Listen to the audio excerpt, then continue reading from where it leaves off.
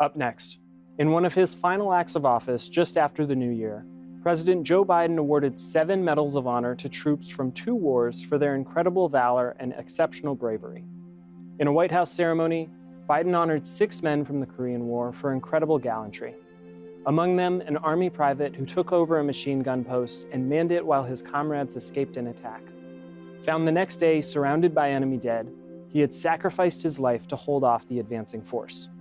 That private's name was Bruno Craig, and he was honored posthumously by Biden along with Korean War troops Private First Class Wataru Nakamura, Corporal Fred McGee, Private First Class Charles Johnson, Captain Hugh Nelson, and First Lieutenant Richard Cavazos, for whom Fort Hood was renamed in 2023.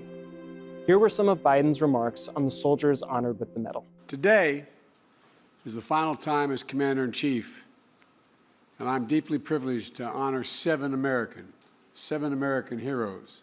And that's not hyperbole. These are genuine to their core heroes. Heroes of different ranks, different positions, and even different generations. But heroes who all went above and beyond the call of duty. Heroes who all deserve our nation's highest and oldest military recognition, the Medal of Honor. Biden also awarded the medal to Kenneth David, who as a private first class drew fire away from incoming medevac helicopters so his wounded comrades could be lifted to safety, while also wounded himself. David was on hand to receive the medal. The President of the United States of America, authorized by Act of Congress March 3, 1863, has awarded in the name of Congress the Medal of Honor to Private First Class Kenneth J. David, United States Army. Private First Class David's conspicuous gallantry, extraordinary heroism, and intrepidity at the risk of his life above and beyond the call of duty are in keeping with the highest traditions of military service and reflect great credit upon himself, his unit, and the United States Army.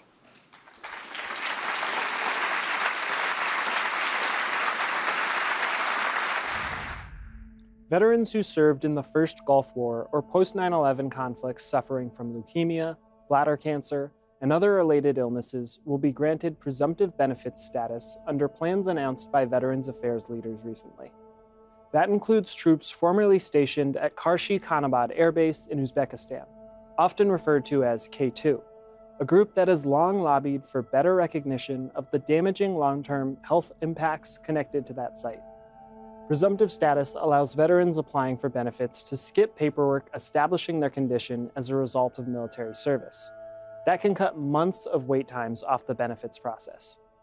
The decision is the latest in a series of moves by department officials to ease the burden associated with applying for veterans' disability benefits for former troops exposed to toxic chemicals during their time in service.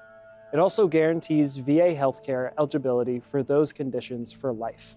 Veterans Affairs staff announced the expansion at a press conference on January 8th.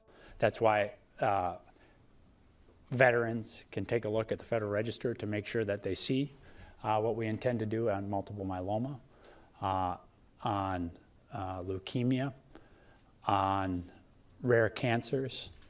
This is particularly important to the President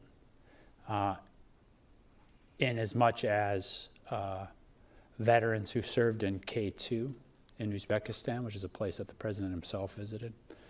I visited with him when he was a senator, that we get to the bottom of what happened there and the toxic soup that is there, and this is the first step in that, but it's going to require multiple steps, and we'll make sure that all those pieces are in place for the next team to continue.